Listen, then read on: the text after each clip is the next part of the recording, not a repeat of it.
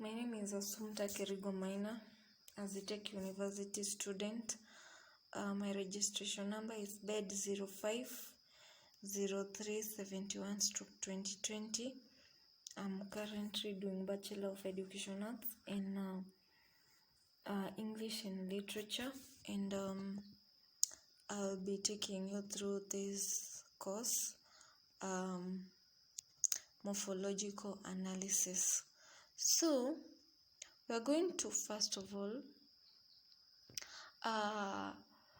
know what this course is all about. This course, it will expose the nature and goals of morphology, the core concept of word structure through a cross theoretical lens. It will also tell us the place of morphology in grammar. And so by the end of this course, the learners should be able to, number one, to understand the structure of words and how they are formed.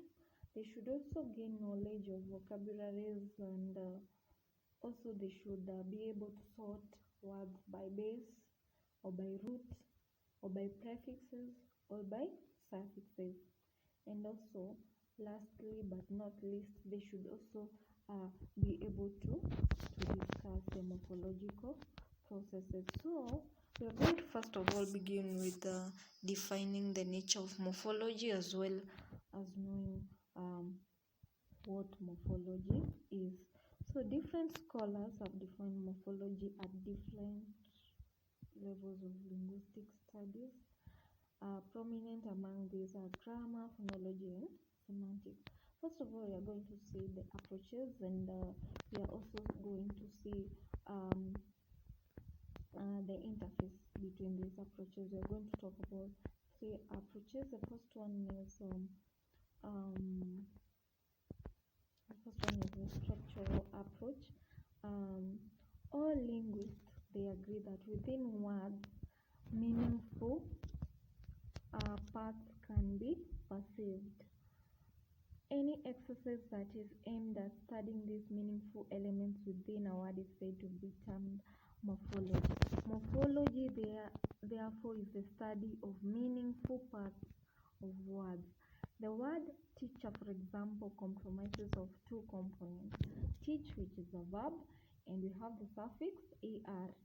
So this is what morphology seeks to explain. Are we together? We have this person, Oloruntuba, in 1994, who defined morpheme in terms of its placement among other units of grammar as the smallest unit. So morpheme is the smallest unit that exhibits an internal structure and meaning of its own, but which cannot be further broken up. And an attempt to analyze the structure of this component leads to morphology. Morphology thus deals with internal structure of word forms, as quoted by Lin in Odedum 2006. So that views morphemes as meaning more units of grammatical analysis, the units of lowest rank, out of which words the units of next higher rank are composed. Bello 2001, coming from the perspective of the status of morpheme in the unit in the structure of a language. By smallest meaningful unit, she meant the unit which cannot be further broken up without destroying or drastically altering its meaning. For example, though the word reality can be further broken down into real and that suffix it, making two morphemes, it cannot be further broken down without altering its meaning. Thus, this shows the common difference between reality and realities. An attempt to further break down the former results in producing an entirely different meaning in the plural sense. One may also not be able to add a morpheme to an utterance without altering the meaning of such utterance. For example, adding this prefix "an" to "known" changes it to "unknown", and so it alters the meaning of the former. Bloomfield, 1933, quoted in Nida, 1974, corroborates this description by defining it as a linguistic form which bears no parallel phonetic semantic resemblance to any form. Are we together? So that is all about the what? The structural approach. Now we go to semantic approach. Christo, 1976, defines a morpheme as the smallest bit of language which has a meaning. As the smallest meaningful unit of the grammar of a language, it cannot be broken down into any meaningful unit. It is the minimal unit used in building words in a language, which cannot be further split without altering its meaning. For example, if you add a morpheme to an utterance or take away, by definition, you alter the meaning of the utterance. Are we together? For example, adding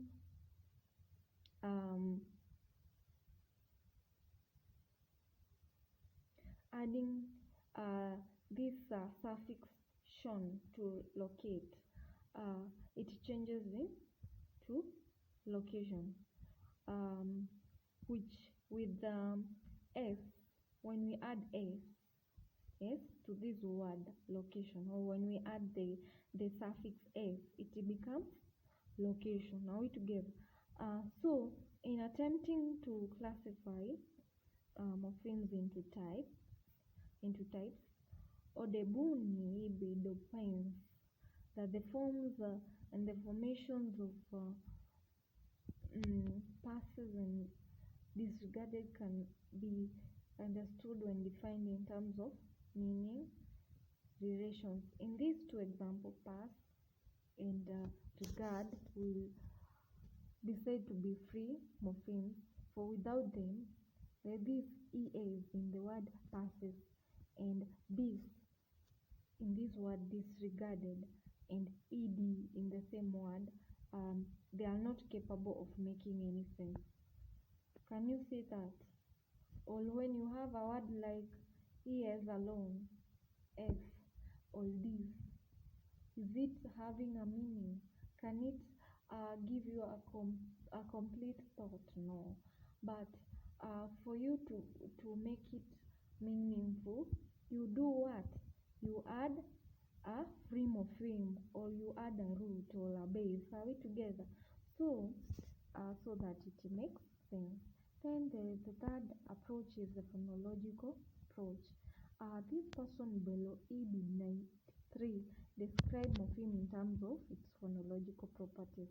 In this sense, a morpheme could be said to make up just a phoneme. For example, each of the plural markers in English, for example, this S, this suffix S, as in boy, forms boys, could be considered as morpheme. Thus, there is this Z in boys, that is Z, counts as a morpheme. She stresses that if morphemes are the smallest meaningful unit of any language and are made up of either single phonemes and or more than one phoneme, as the case may be, then a combination of phonemes must conform to certain rules or possess given characteristics to qualify as morphemes. Are we together? So let's see now the interface between these approaches. Then we have this person, Christo, 1976, who agglutinates the three criteria for defining morphemes. He believes that it can be viewed from three major angles. Firstly, it's a formal or physical unit. It has a phonetic shape. Secondly, it has a meaning. And thirdly, it has a syntactic role to play in construction of a larger grammatical unit. We can illustrate this with the following example. These bad boys wanted the room. These bad, the room, are meaningful, syntactically relevant units. Then boys and wanted, we have two morphemes. Each remove, when we have the word remove, um, from boy, we get a distinct meaningful unit boy. In other words, this suffix s carries the number or singular or plural difference, and the similarity uh, and the ed can be removed from wanted to change the past tense into present tense. Are we together? So it is noteworthy, however, that not all occurrences or examples of morphemes are as straightforward. For example, how do we characterize the suffix s in pots, in kegs, in buses? This morpheme, known as plural morphemes, though has three distinct pronunciations phonetically, clearly has identical meaning in each case, plurality. The grammatical function of this suffix s is equally constant. It would be inappropriate, therefore, to assign each occurrence of suffix x to different morphemes only on account of the influence of the sound that precedes them. At least these variants can be described as aromorphs of the same morphemes. Suffix is to say the process of identifying morphemes or to ensure different occurrences of morphemes should be recognized as an example of the morphemes. Are we together? We have said that suffix is to say what? The process of identifying morphemes ought to ensure different occurrences of a morpheme should be recognized as an example of the same morpheme. Also, sequences of roots can be homophonous with single morphemes in sentence. For example, consider this example. He rows the boat. That is example 1. They stood in rows. That is number 2. And the flower is a rose. We see this. We have some italicized morphemes there. For example, rose in the first example, rose in the second, rose in third one. All the italicized morphemes, though realized the same way, rose have different meanings. For example, the rowing of the boat. You know what is to row a boat. You know what is like to stand in a row, and you know what is a rose. Is a rose flower, right? So, as even if they have same pronunciation, they have different meanings. So a morpheme is therefore the smallest unit in the expression system that can be correlated directly with any part of the content. Are we together? So let us now see morpheme as an indivisible unit, as a relational unit, and as a phonological feature. Let's begin with a morpheme as an indivisible unit. What do we mean when we say morpheme is an indivisible unit? The morpheme may be conceived as the smallest unit in the expression system that can be correlated directly with any part of the content system. This feature of morpheme in some other way expresses the fact that morpheme, no matter the number of syllables it contains or the resemblance of parts of its components with some other segments in the language, cannot be broken up without rendering it meaningless. The word neighbor and labor are whole morphemes in their respective linguistic state. We will only have fragments such as le plus ba, all of which are meaningless. However, neighborhood is not a single morpheme, though it does have meaning. We could from the word derive neighbor and hood, right? So the meaning of the word is related to the meanings of the two parts. Morphemes, they thus share some relationships with some other elements in structure. That is, how we view morpheme as an indivisible unit. The next is morpheme as relational unit. How do we view morpheme as a relational unit? Morphemes may have demonstrable relationship with other morphemes in a text. Indeed, our understanding of distribution of the morpheme as a sum of all contexts in which it can occur, in contrast to where it can occur, help our full understanding of a morpheme, as it includes our knowing its meaning and distribution. A comprehensive dictionary, for example, does not only give the meaning of the items, but also specify how and where they could be used in meaningful context. By this, we mean that morphemes may have demonstrable relationships with other morphemes in discourse. For example, preposition in the language normally precedes nouns or nominal groups, while verbs will occur after nouns, right? Incomplete thoughts or expressions other than the questions. Bellu 2001. That was according to her. It is in this sense that we talk about the relationship that morphemes have with other components, as well as other components around them. Thus, we explain morphological process as the structural relationship that exists between different morphemes when in combination. Morphemes enter into relationship on the basis of addition, substitution, and subtraction. Ayodoli 2001. In other words, a morpheme, free or bond, may be added to another in order to produce a word. For example, when we have this prefix "and", then we have the word bend. It produces unbend. When we have man plus hood, it results to which word? Manhood, right? This type of addition is called affixation. We are going to see affixation in topic 2. Also, morpheme can be generally classified into certain classes, each with a characteristic distribution. The structure of utterance in the language can then be stated in terms of these classes of morphemes. Lexis such as admire, abuse, allow, permit, form, they form an extensive vowel together. Let us now view morpheme as a phonological feature. Now that we have seen it as an indivisible unit and as a relational unit, let us now see it as a phonological feature. Inflectional morphemes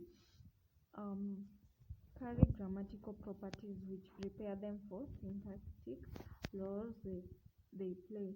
In performing these roles, some morphemes come under the strict influence of sounds which surround them in particular environment in which they operate, thereby resulting into their being realized into different phonetic shapes. For example, the plural morphemes, they have this suffix s that has 3 different realizations depending on the phonemes that precedes it.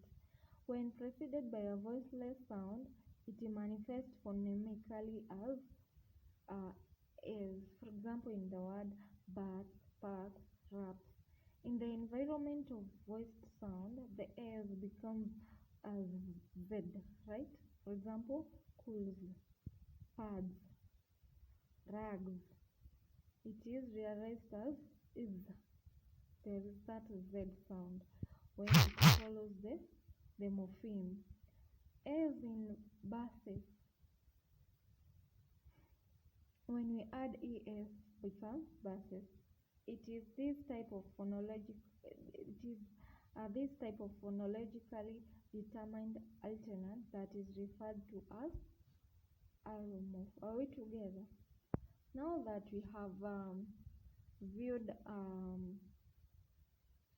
morpheme as phonological feature, the next thing we are going to see is topic 2, that we are going to talk about the types and the characteristics of morphemes, as well as we are going to see how they are we are going to see also the group of words. We are also going to see the what is a word, what is a group, what is a clause, and what is a sentence. That is in topic 2. We are also going to see a fixation, right? So let us now head to to to so uh, in this topic 2, as I've said, we are going to see the type and characteristics of morphemes. We're going to see these types, the inflectional, derivational, the features, and we are going to see morpheme in other grammatical units, just as I've said, the word, the group, the clauses, and even the sentences. So the first thing we are going to see is these types and characteristics of morphemes. Morphemes as elements which constitutes a word are usually defined as the smallest grammatical unit. They are also said to be the smallest, to be so small that their constituents are referred to as elements, better put as linguistic elements. Are we together? So we are going to see these two types, free morphemes and bound morphemes, and then we are going to focus on these bound morphemes subcategories, that is inflectional and derivational morphemes. Are we together? So let us begin with the morphemes. Morphemes, free morphemes, that is, free morphemes. Words are made up of morphemes, right? Either free or bound. The free morphemes is the core part which is usually sit anywhere within a word on its own. So it is independent, right? Or it's a word that can stand on its own because it carries meaning. Are we together? The following words are free morphemes. For example, school, church, boy, girl, teach, courage, examine, and so forth. Another name for free morphemes is a base or a stem or a root. Are we together? Then, as the base or core, it can accept other elements either before it or after it. But whether the free morphemes or base or core is attached to other elements or not, it can stand on its own. It is a meaning carrying unit. Are we together?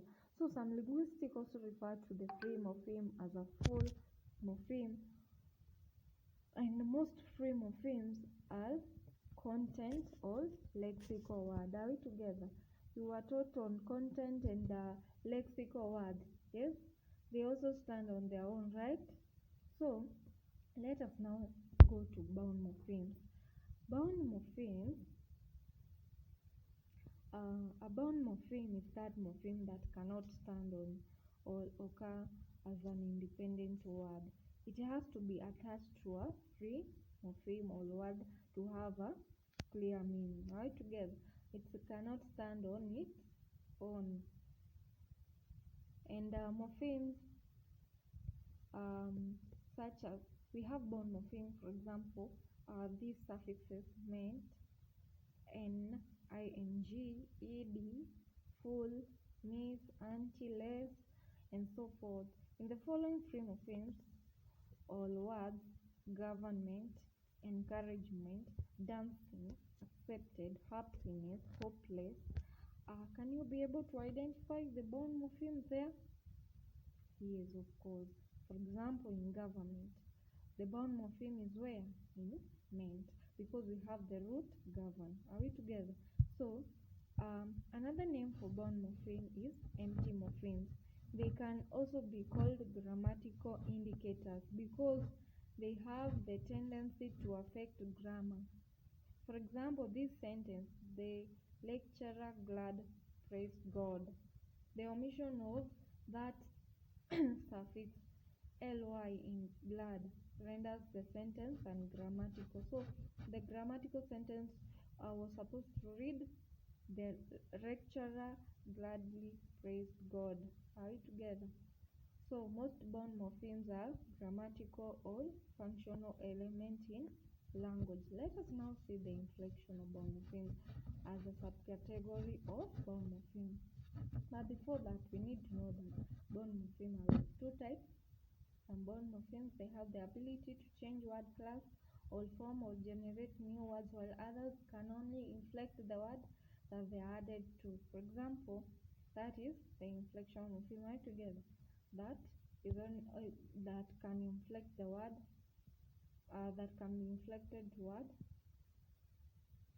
a word. So a major division in morpheme is free and bound. A free morpheme has been referred to as independent word. The bound morpheme is of two types, inflectional and derivation. An inflectional morpheme, which is a type of bound morpheme, is defined by linguistics as a mere grammatical indicator or marker. An inflectional morpheme cannot generate or create new words, nor can it affect the grammatical class of a word. Let us now see an inflectional morpheme roles in English language. The first role is to indicate tense, and in indicating tense relates to a verb. Are we together? So it then means that to indicate tense, it affects the verb. A verb is affected in the following ways. Come, when we add this suffix s, it becomes comes. Then when we add ing, becomes coming. Then when we have walk and then we add s, this suffix s, it becomes walks. Then when we add ing, becomes walking. When we add ed, becomes walked. When you have right, when we add s, becomes right. When we add ing, writing. When we add en, written, right? S, in these examples that I've given, s is the third person singular marker. Are we together? Then ed, this suffix ed is a past tense marker, where the ing is the continuous tense marker. Are we together? So let us continue. So we say that another role, the first role is to indicate tense. So the other role is to indicate the number plurality. Are we together? So plurality deals with nouns, and nouns are affected by number. And nouns are subdivided into singular or plural. Plural nouns are indicated with s. For example, boy. When we add this suffix s, become boys. School. When we add suffix s, becomes schools. Table. When we add s, becomes tables. The s above, or the ones I've said, is a plural marker, and it is an additive morpheme. It indicates the morpheme carrying it is more than one. Are we together? So let us now see the other role. Are we together? The other role of inflectional morpheme is to do what? To indicate comparison. To indicate what? Comparison. So adjectives are used to compare. Thus, this third part affects adjectives. Adjectives have comparative for two people and superlative for more than two people. Are we together? Yeah, more than two people. For example, when we have fat, the word fat, then we add this suffix er, it becomes fatter. And then when we add es, it becomes fattest. Then, for example, in a sentence, we want to say John is fat. That one is the adjective. Then we say John is fatter than Brian. Yes, we are comparing two. Then when we say John is the fattest, that one we are showing that it's more than two people, like you are comparing more than two people. Then when we have this word fast, when we add suffix er, it becomes faster. When we add suffix es, it becomes fastest. So the er and es morphemes, they are used to indicate comparative, superlative forms of the adjective fat and fast. as seen above. Are we together? Let us now go to derivational bound morphemes. I hope we are together for the inflectional bound morphemes. So the derivational bound morphemes, which is called a derived morpheme, is a type of bound morpheme which generates or creates new words by either changing the class of word or forming new words. This change in word class caused by addition of a derivational bound morpheme is not restricted to a particular class of word. It affects all classes of word. This transformation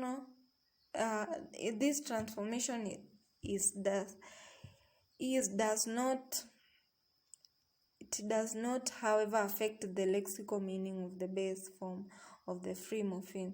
That is, the lexical meaning of the call or base or free morpheme remain unchanged. Are we together? These examples are common in English language. Let us see how we can derive to create all new words or to generate or either change the class of word or to form new words. For example, when we can derive nouns from verb word classes. For example, when we have the suffix age, then we have the verb break. It forms which noun? Breakage. When we have suffix all in the word revive, we get revival. When we have suffix ation in the word explore, in the verb explore, we get which word? Exploration, which is a noun. When we have govern, and then we have this suffix meant, which word is formed? A government, right? When we have the verb pay, then we have suffix e, we get which noun? Payee. When we have the verb inform, we have the suffix and, we get informant, right? So also we can derive adjectives from nouns. For example, when we have the noun care, then we have the suffix full, we get careful. When we have this noun fruit, then we have the suffix less, we get fruitless. When we have Nigeria as a noun, then we add n, becomes Nigerian, that is an adjective.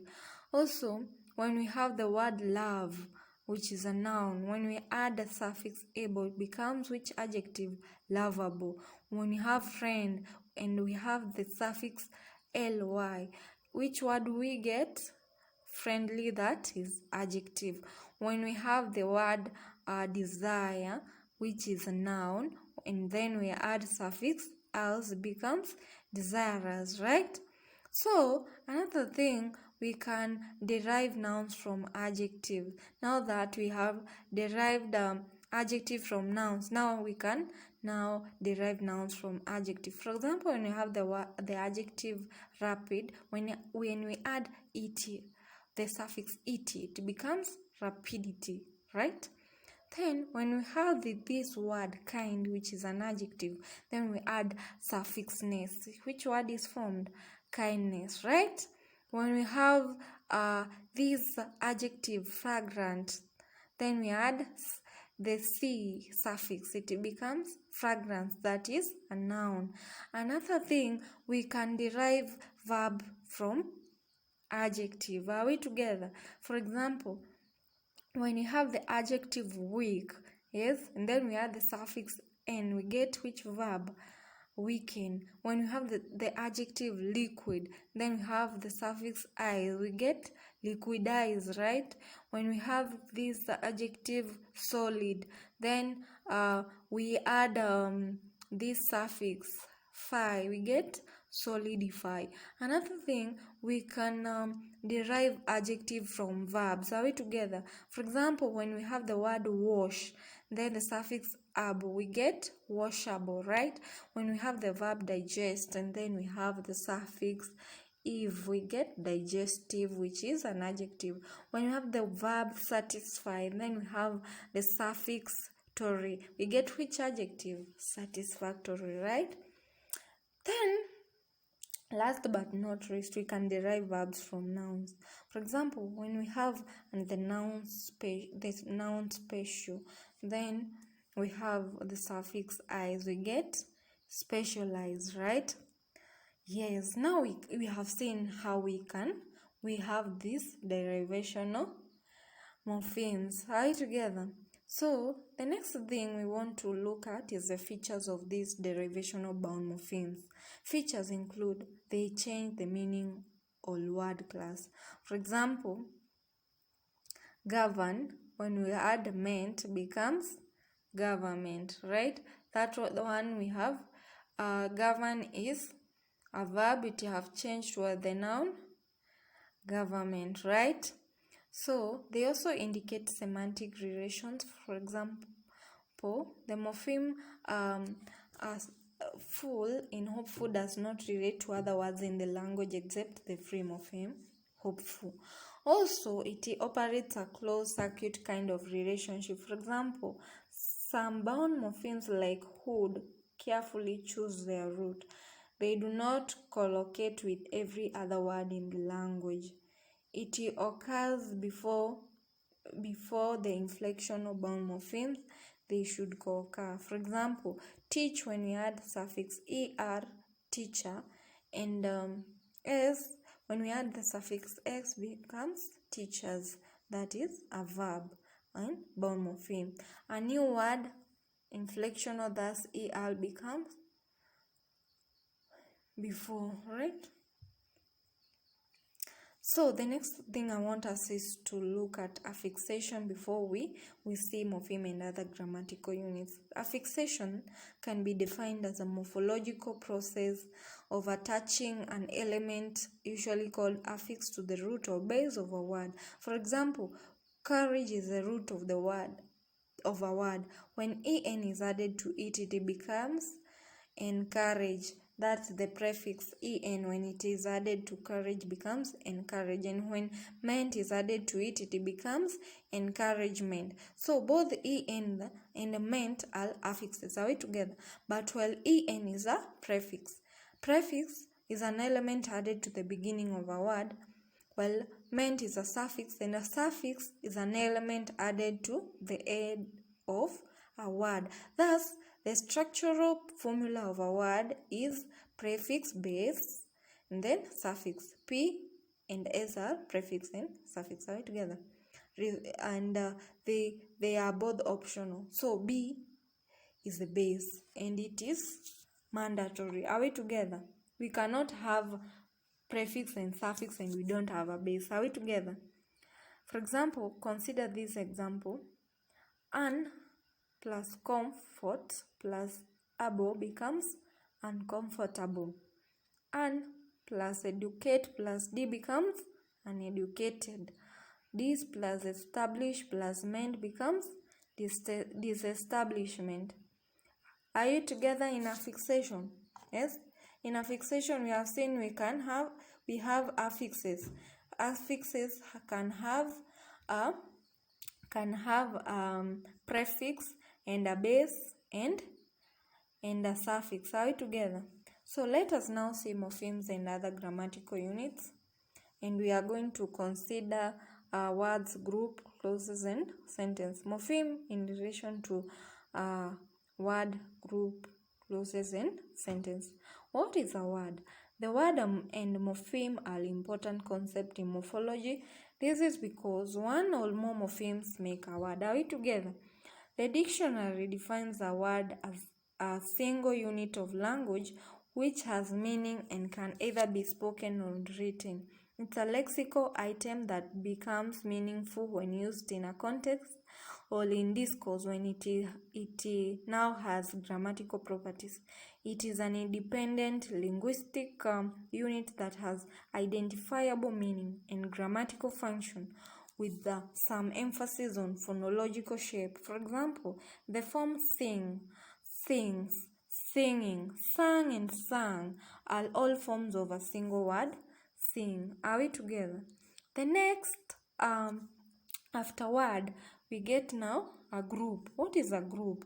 It is just above the word. It is made up of one or more words. This is called phrase by these traditional generative grammarians, and it is defined as group of words that usually lacks a verb and which does not make complete sense. And to make sense, it has to be attached to another element that makes sense. Are we together? The next is a clause. Clause is a unit rank above the group. It is made up of one or more groups, and it is defined as group of words that has a verb and may or may not make sense. And its characteristics include having a subject, having a verb. It's a single thought unit, and it can occur in different parts of the sentence, and it is named after its head word except for a relative clause. Are we together? The last one is a sentence. So a sentence is the largest grammatical unit. It is made up of more clauses, and it can stand on its own, and it is embedded. It embeds all other units, has a subject and a verb that is a predicate, and can be summed by other unit, and begins with capital letter and ends with a full stop. A sentence can also end with a question mark or an exclamation mark. Are we together? So that is where we are going to stop for today. And we have seen the approaches in the introduction of morphology. We have known what is morphology, and we have seen morphology as an indivisible unit, and as a relational unit, and even as a phonological feature. In topic 2, we have seen the free and bound morphemes, the inflectional and derivational, and also we have seen affixational and other grammatical units. So let us stop from there. Let's meet next time. Goodbye.